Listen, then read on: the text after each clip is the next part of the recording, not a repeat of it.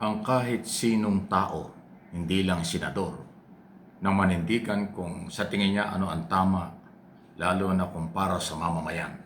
Hindi yan dapat tinatawag na paghuhudas or hudas. Kasi dapat irespeto yung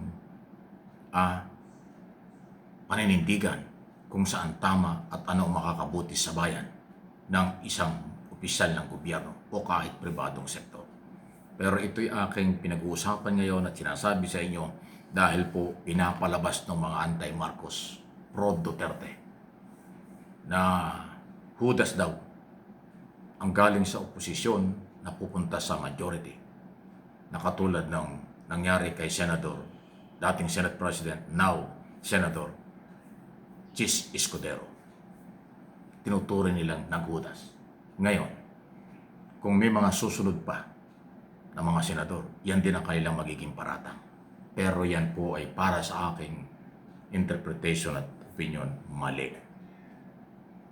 Kasi yung senador ay senador ng buong Pilipinas. Hindi yan senador ng iisang pamilya. Hindi yan senador ng oposisyon. Ang senador ay nanunumpa sa saligang batas na gagawin niya ang lahat at susundin ang alituntunin ng saligang batas. Maglilingkod sa bansa, sa bayan, at susunod sa batas. Kung ang kanyang paniniwala, ang pagsama niya sa majority ng Senado sa kasalukuyan, ay yan ay dahil para sa bayan, yan ay dapat nirerespeto, hindi yun panghuhudas.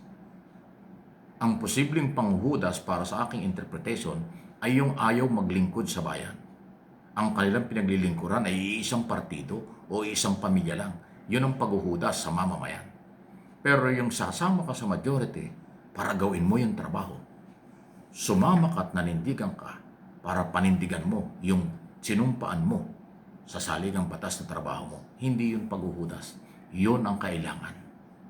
Kaya kayong mga senador na susunod sa tapak ni Senador Escudero, huwag kayong maniwala sa hudas na kailang paratang. Mas gusto ng mga Pilipino ang magpakatotoo at magtrabaho sa mamamayan, sa kanila. Hindi yung magpagamit lang sa isang grupo o isang pamilya. Yan po yung aking opinion. Dahil yung pagpaparatang ng hudas o paghuhudas, yan po ay kawalan ng respeto sa paninindigan ng ibang tao at paniniwala kung ano ang maganda para sa bayan. Hindi actually sinasabi yan ng matinong tao para sa kasamahan. Yan ay statement, galaw ng mga desperado na kapag sila iniwan o may umalis sa kanila, sasabihin ng hudas. Maling-mali yun. Meron bang batas na nasa saligang batas ba? Na pag sumunod ka sa saligang batas, hudas ka? Pag ikaw ay naglingkod sa taong bayan, hudas ka? Wala namang ganon. Di ba? Kaya, huwag sanang ganon. At yung mga senador, kayo po yung mga nakikinig na senador at mga staff nyo, huwag kayong matakot na kayo paratangan ng ganon. Kasi yan ay walang paglabag sa batas. At yan ay hindi po para sa mga lahat ng Pilipino o hindi tinatanggap ng lahat ng Pilipino ang ganyang paratang. Manindigan kayo kung ano ang inyong trabaho na dapat gawin. Katulad ng sinabi ni Escudero, ginawa ko ito dahil nakikita ko naaapektuhan na yung aking trabaho, naaapektuhan na yung aking responsibility sa mamamayang Pilipino. Kailangan kong gawin ito dahil ito'y trabaho ko. Maglingkod at magtrabaho para sa mamamayang Pilipino. Tama yun. Di ba? Sana all, sana ganun. Pero kung ang layunin ng ibang senador manatiling oposisyon dahil galit sa gobyerno, dahil galit sa majority, yan po ay masamang argumento, basurang argumento. Dapat may malinaw na argumento bago ka mag-oposisyon. Maging constructive criticism, hindi destabilization ng galaw. Huwag yung paninirang personal, huwag yung may galit na personal, o paghihiganting personal kasi yan ay hindi kasama sa tinumpang tungkulin sa ilalim po ng ating mga batas after kayong iproklama ng National Board of Canvasser ng Commission on Election pagkatapos ng eleksyon at bilangan. Yun po yun. Doon kayo nanunumpa, hindi ba? Kaya maging maingat kasi dalawa yung senador na galing nasa oposisyon ang pinanggalingan ng salitang Judas na ngayon ay putok na putok naman sa kailang mga supporters. Sinong Judas? Yung magtatrabaho para sa bayan? O yung ayaw magtrabaho dahil iisang pamilya lang ang gustong proteksyonan? Sinong Judas ngayon doon?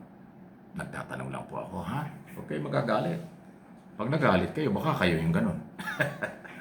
Tatawa ka na lang talaga. Ano ha? Di ba? So, ang aking mga channel, news, commentary, opinion, analysis, at for information, walang personalan.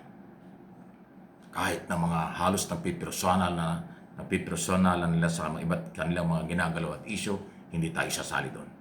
Ipapaliwanag natin ang masamang epekto ng kanilang mga galaw at magandang epekto ng kailang tamang ginagawa.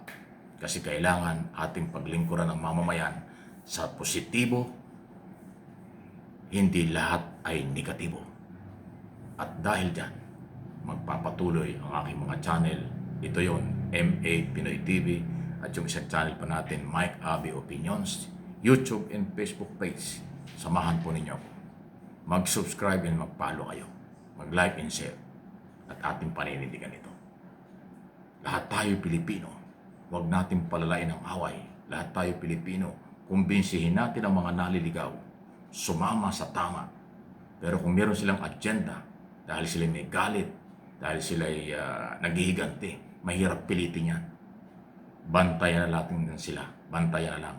At pag lumabas at umabuso sila sa batas, saka lang sila kasuhan at papanagutin.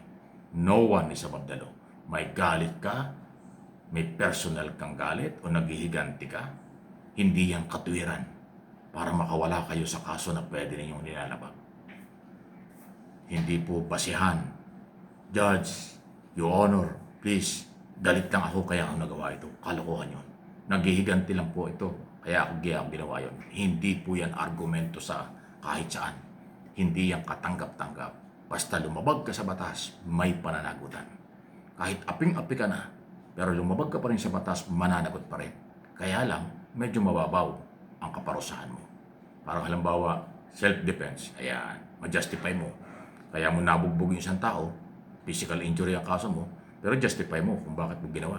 Pag nakita at na-justify mo na pinagtanggol mo lang ang sarili mo yon, mababa yung kaparusahan. Ganun po yon. Pero kung kahit anong paliwanag mo, malayo sa katotohanan, kalabuso ka, kuya, kalabuso ka, ate. Please like and share.